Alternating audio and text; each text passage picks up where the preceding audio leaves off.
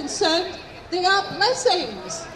And we need to reclaim what is ours. And so in that light, I would say to you, do not let racist, fascist, bigots of any kind, of any persuasion, whether left, right, wherever they are, do not let them divide us.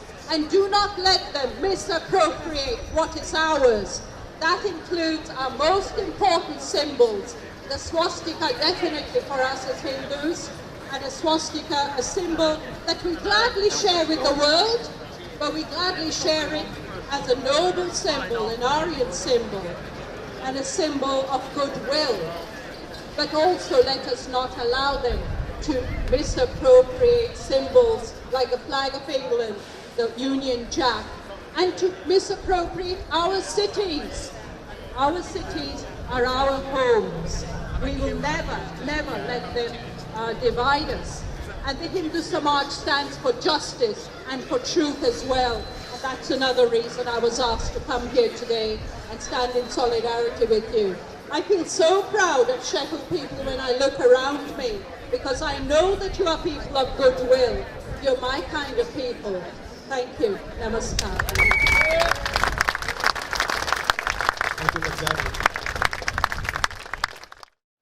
I just regret the fact that we have to be here today, but we do, because we can't let the EDL come to our city without making a stand, without making it clear that what they speak out for goes against the grain of everything that Sheffield has stood for and the values that we've embraced over many, many years. I want to share a personal story. I got involved in politics through the anti-apartheid movement when I was at school. And the first meeting that I went to, really out of my comfort zone as a young schoolboy, in Leeds, called by the anti-apartheid movement. A movement which kind of embraced the best of what people would describe as British values. We were having this meeting, and halfway through, it was broken up by thugs coming in, attacking people, smashing chairs, thugs from the National Front. And I was really shocked by that, and I went home and told my dad about it. And it came as no surprise to him, because he'd been brought up in the East End of London in the 1930s and had seen Mosley's British Union of Fascists. And there is a continuity in the British Union of Fascists in the 30s, through the National Front, through the BNP, through to the EDL. There will always be people who are seeking to divide us. And there will always be a need for the rest of us to stand up to them, because they will fail if they're challenged. And we need to point out that those who would seek to those who would try to divide our communities, that division causes hurt and pain on both sides. Communities are stronger together than they are forced apart. Today, the EDL are using the excuse of child sexual exploitation in Rotherham for their march. They should listen to the families and the victims who've asked them consistently not to abuse that issue, not to take advantage of that issue, which we all need to deal with together as a united community. But tomorrow it'll be a different issue. Yesterday it was a different issue. Today it's hostility to Muslims. In the 30s it was hostility to Jews. There will always be an excuse from those on the far right who are trying to divide us, and our response has to be, as it is today, to challenge them and to stand with dignity, to say that this city, the people that I represent and the people that my colleagues represent, don't share those values, and we stand full-heartedly against them.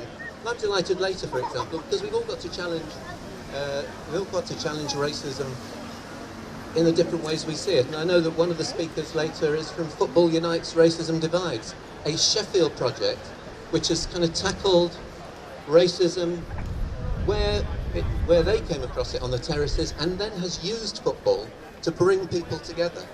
A Sheffield project from grown in Lowfield and Sharrow and Highfield, which now is recognised throughout the world in terms of leading the struggle against racism in one particular niche, but we all need to challenge it wherever we are, and in particular challenge the rising tide of Islamophobia, which I've spoken about in Parliament, that those who seek to make toxic links between different and unrelated issues, child sexual exploitation, religious conservatism in Birmingham schools, terror gangs in Syria and Iraq, and try to strike fear into the hearts of the numberless Muslim community.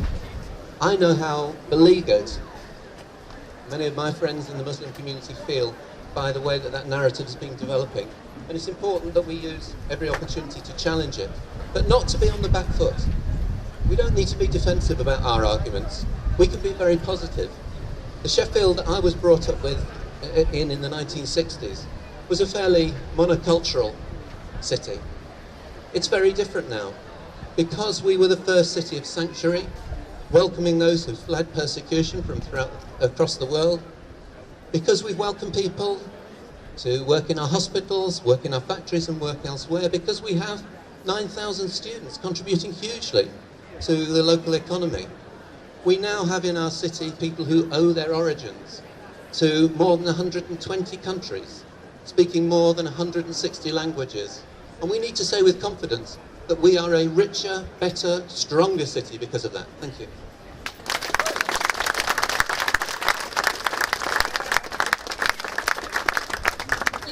Pleasure to introduce our next speaker.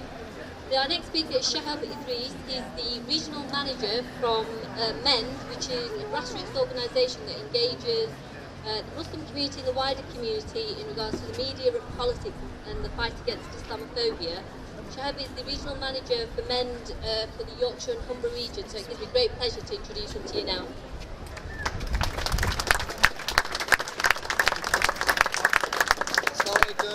Namaste, Sat Shri Akal, Shalom, greetings to absolutely everyone who has turned up here today. Is that better? Okay, fantastic. First of all, I'd like to thank the organisers, UAF, Sheffield, Many Cultures, One City, and all of you guys for turning up here today as well, from the bottom of my heart. And I also want to give you a bit of a guilt trip as well, because my 5-year-old daughter today, I'm from Leeds, so I'm representing Leeds today. And basically I had to give up my 5-year-old's my pole dance at her school affair today, which is taking place at this very moment as I'm speaking as well. But that shows the importance of what you guys are doing here today, and it was imperative for me to come and share my views and my opinions on today as well. I would like to begin by actually thinking about how great this country actually is.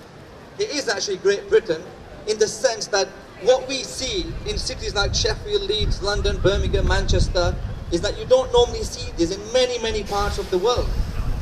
The variety of cultures, the variety of languages, the variety of food, the variety of our clothing, everything makes our cities very unique.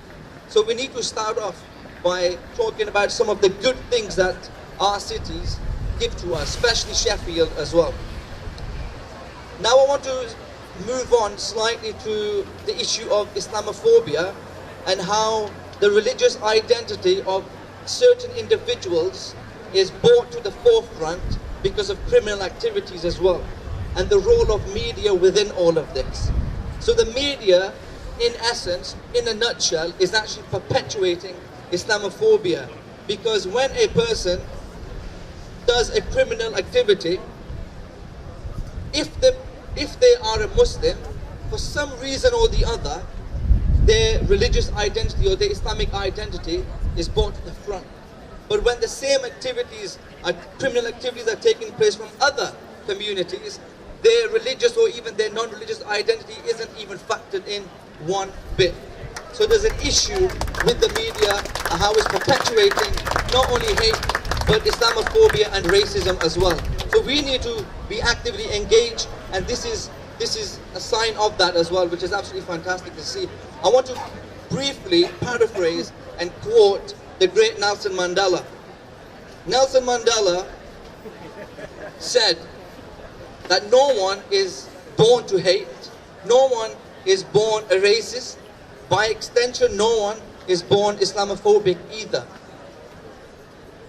Hate is taught. And if a hate can be taught, so can love. Because love is more natural to our being than hate. Okay? But I just want you to think about something with the EDL as well. Because, just food for thought. Because the EDL are also human beings. They're also fathers, they're also mothers, they're also sons and daughters. They've also got emotions, they've also got jobs, they've also got care. They also have something probably, for the communities as well. So if they are taught to hate, we can switch that around and teach to love as well. Because it can only take a moment for someone to change. Just a moment. And we've seen countless examples of people who were part of the EDL and are totally switched over. And that requires engagement as well. And finally, I just want to highlight that even though we are living in Great Britain, which has the potential to be even greater, our education system and on the institutional level, we need to be creating more spaces, more platforms, giving more ideas of how to engage. Engagement is at the core of all of us and what we need to be doing as well. So long may it continue. It's been a delight to come and say a few words here and keep up the good work. Thank you very much.